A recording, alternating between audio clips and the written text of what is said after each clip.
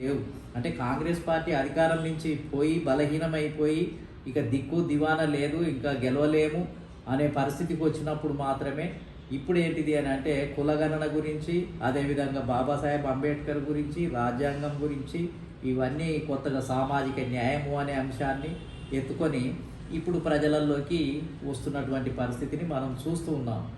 కాబట్టి నేను అనేది ఏంటంటే సరే, చివరికైనా బలహీనపడి అధికారానికి దూరమైనప్పుడు మాత్రమే బడుగు బలహీన వర్గాలు గుర్తుకొస్తారు. అదేవిధంగా బడుగు బలహీన వర్గాలకు సంబంధించినటువంటి మహనీయులు కూడా గుర్తుకొస్తారు. ఇప్పటికైనా ఆ విధంగా స్వీకరించడం న్యాయమే, సరే స్వీకరించడానికి సంతోషమే. కానీ దాంట్లో చిత్తశుద్ధి కూడా ఉండాలి. స్వీకరించినప్పుడు చిత్తశుద్ధి కూడా ఉండాలి. నిజంగా బాబాసాహెబ్ అంబేద్కర్ పేరు చెప్తున్నప్పుడు నిజంగానే బాబాసాహెబ్ అంబేద్కర్ ఆలోచన విధానంలో 100% కాకపోయినా ఒక 20% అయినా తన పార్టీలో అమలు చేస్తున్నటువంటి పరిస్థితి ఉందా? ఇప్పుడు గత 5-6 సంవత్సరాల నుంచి కాంగ్రెస్ పార్టీ 10 సంవత్సరాల నుంచి రాజ్యాంగం గురించి, అదేవిధంగా సామాజిక న్యాయం గురించి మాట్లాడుతుంది. కానీ ప్రతి 2-3 సంవత్సరాలకు దేశంలో అనేక రాష్ట్రాల్లో ఎన్నికలు జరుగుతూనే ఉన్నాయి. మరి ఎన్నికలు జరిగినప్పుడు సామాజిక న్యాయంకి సంబంధించినటువంటి ఏమైనా విధానాలను అనుసరించిందా కాంగ్రెస్ పార్టీ? లేదా బాబాసాహెబ్ అంబేద్కర్కి సంబంధించినటువంటి ఏమైనా స్వీకరించిందా? తెలంగాణలో బాబాసాహెబ్ అంబేద్కర్ విగ్రహాన్ని పెట్టింది కాంగ్రెస్ పార్టీ కాదు, ఇది దాదాపు బీఆర్ఎస్ పార్టీ పెట్టింది. సరే మంచికో చెడుకో పెట్టింది. ఆంధ్రప్రదేశ్ రాష్ట్రంలో అంతకుముందు ఏనాడు కూడా పెద్ద విగ్రహాన్ని ఏనాడు కూడా పెట్టినటువంటి దాఖలాలు లేవు. ఇప్పుడు వైఎస్ఆర్సీపీ ఆంధ్రప్రదేశ్లో పెద్ద విగ్రహాన్ని పెట్టడం జరిగింది. కాంగ్రెస్ పార్టీ చేయలేదు. 50 సంవత్సరాలు ఉన్న కాంగ్రెస్ పార్టీ చేయలేదు. ఆ తర్వాత జనతా పార్టీ, జనతాదళ్, లేకపోతే ప్రాంతీయంగా ఉన్నటువంటి పార్టీలు, బహుజన్ సమాజ్ పార్టీ యూపీలో, ఇవన్నీ కూడా బాబాసాహెబ్ అంబేద్కర్ను ఏదో రకంగా వాళ్ళు కొంత ముందుకు తీసుకొని వచ్చి కొన్ని చేసినటువంటి పరిస్థితి కనిపిస్తుంది. కానీ కాంగ్రెస్ పార్టీ ఇప్పుడు బాబాసాహెబ్ అంబేద్కర్ పేరు చెప్తూ సామాజిక న్యాయం చెప్తున్నటువంటి ఈ పరిస్థితుల్లో కూడా ఇప్పుడు మన తెలంగాణలో ఎన్నికలు జరిగాయి. పోయిన ఎన్నికలలో 119 అసెంబ్లీ స్థానాలు ఉంటే అప్పటికే రాహుల్ గాంధీ మొత్తం ఏంటంటే కులగణన గురించి మాట్లాడుతున్నాడు, సామాజిక న్యాయం గురించి మాట్లాడుతున్నాడు, అంబేద్కర్ గురించి మాట్లాడుతున్నాడు. తెలంగాణ ఎన్నికలు జరిగాయి. ఆ మాట్లాడుతున్నటువంటి సమయంలో ఇక్కడ బహిరంగ సభలలో కూడా రోజు అవే పదాలు మాట్లాడి వెళ్ళిపోవటం జరిగింది. కానీ ఎన్నికలలో టికెట్ల పంపిణీ ఆలోచన బాబాసాహెబ్ అంబేద్కర్ ఆలోచన విధానం అనుగుణంగా మరి అన్ని కులాలకు, అన్ని వర్గాలకు జనాభా ప్రాతిపదికన ఏమైనా పంపిణీ జరిగిందా? ఏమైనా చేయటం జరిగిందా?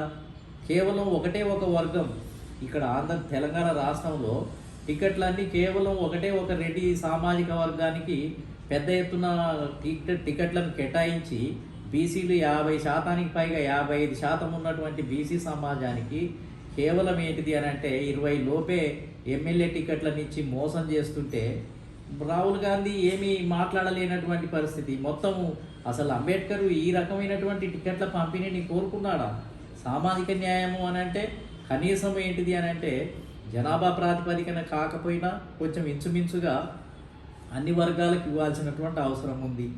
బీసీలకు ఇవ్వాల్సినటువంటి అవసరం ఉంది, ఎంబీసీలకు ఇవ్వాల్సినటువంటి అవసరం ఉంది, సంచార కులాలకు ఇవ్వాల్సినటువంటి అవసరం ఉంది.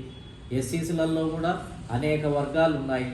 అందరికీ సమతౌల్యం పాటించాల్సినటువంటి అవసరం ఉంది. ముస్లిం సమాజం కూడా పెద్ద ఎత్తున ఉంది. 14% ఓటు బ్యాంకు ముస్లిం సమాజమే కాంగ్రెస్ పార్టీకి పెద్ద ఎత్తున ఓట్లు వేసింది మొన్న. కానీ వాళ్లకు కాంగ్రెస్ పార్టీ నుంచి ఇప్పుడు ఒక ముస్లిం ఎమ్మెల్యే లేడు. కాంగ్రెస్ మంత్రివర్గంలో ఒక ముస్లిము మంత్రి అయినటువంటి దాఖలాలు లేవు. సెక్యులరిజము అని మాట్లాడుతుంది.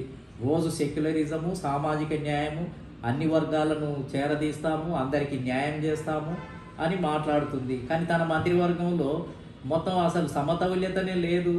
బీసీలకు సరైనటువంటి పోర్ట్ఫోలియోలు లేవు, అదేవిధంగా ముస్లింలకు లేవు, అసలు దాంట్లో ప్రాతినిధ్యమే లేదు. ఎంబీసీలకు మంత్రి పదవులలో కేటాయించి 2-3 గెలిస్తే ఆ ఎంబీసీలకు కనీసం 3కి 3 మంత్రి శాఖలు ఇవ్వడానికి అవకాశం ఉంది. ఇచ్చినటువంటి దాఖలాలు లేవు. అంటే అసలు రాహుల్ గాంధీ చెప్పేదానికి ఇక్కడ రాహుల్ గాంధీ నేతృత్వంలో ఉన్నటువంటి పార్టీ ఇక్కడ అమలు చేసేదానికి ఏమైనా పొంతన ఉందా అంటే లేదు, ఏం కించింత కూడా లేదు. అన్ని రాష్ట్రాల్లో కూడా దాదాపు ఇదే రకమైనటువంటి పరిస్థితి ఉంది. ఖర్గేనేమో జాతీయ అధ్యక్షుడు, ఒక బడుగు బలహీన వర్గాల నాయకుడు. రాహుల్ గాంధీ ఏమో సామాజిక న్యాయం, ప్రియాంక గాంధీ సామాజిక న్యాయం గురించి మాట్లాడుతుంది. కానీ తెలంగాణనే దానికి ఒక ఉదాహరణ.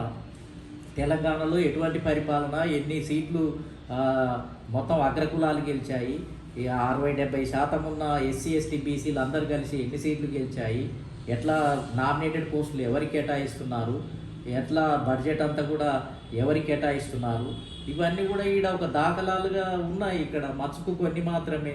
కాబట్టి దీనివల్ల ఏం ఉపయోగం ఉంటుంది? అంబేద్కర్ పేరు చెప్పి ఒకే సామాజిక వర్గానికి ఎమ్మెల్యే టికెట్లు, ఎంపీ టికెట్లు కట్టబెట్టడం. ఒక 5 కుటుంబాలే ఈ రాష్ట్రాన్ని, తెలంగాణ రాష్ట్రంలో ఒక 5 కుటుంబాలే ఈ రాష్ట్రాన్ని పరిపాలిస్తున్నాయి. మిగిలిన వాళ్ళంతా ప్రేక్షకులుగా ఉన్నారు, రాజకీయ బానిసలుగా ఉన్నారు. మరి ఇది అంత విచిత్రంగా ఉంది. చెప్పేదానికి చేసేదానికి పొంతన లేదు.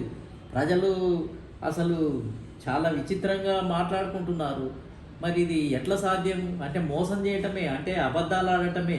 అంటే కాంగ్రెస్ పార్టీ అబద్ధాలకు పూనుకుంది, అబద్ధాలు ఆడుతుంది, అబద్ధాల ద్వారా అధికారంలోకి రావాలని విశ్వ ప్రయత్నం చేస్తున్నట్టుగా అనిపిస్తుంది. చేయని వాటిని చేసినట్టుగా, చేసిన వాటిని చేయనట్టుగా చెప్పి జనాన్ని ఏదో రెచ్చగొట్టేసి మొత్తం ఏంటనంటే మొత్తం సమస్యను కలగాపులగం చేసి ఏదో రకంగా ఓట్లు వేయించుకోవాలి, మొత్తం అధికారంలోకి రావాలి. కానీ చిత్తశుద్ధి లేదు. కాబట్టి ఈ రకంగా కాంగ్రెస్ పార్టీ మరి భిన్నంగా ఉన్నటువంటి పరిస్థితి. దేశంలో ఒక నమ్మకం కలిగించాలి. ఒక మాట చెప్పినాము అని అంటే దానికి ఎంతో విలువ ఉండాలి. ఒక నినాదం ఇచ్చినాము అని అంటే ప్రజలు అరే ఇది చేస్తారు, ఇది నిజమే, నిజాయితీ ఉంది అని అనుకోవాలి. కాబట్టి మరి అలాంటి నిజాయితీని, అలాంటి దాన్ని నమ్మే విధంగా విధానాలను రూపొందించుకోవాలి. కాబట్టి ఇదంతా చాలా విచిత్రకరంగా కనిపిస్తూ ఉంది.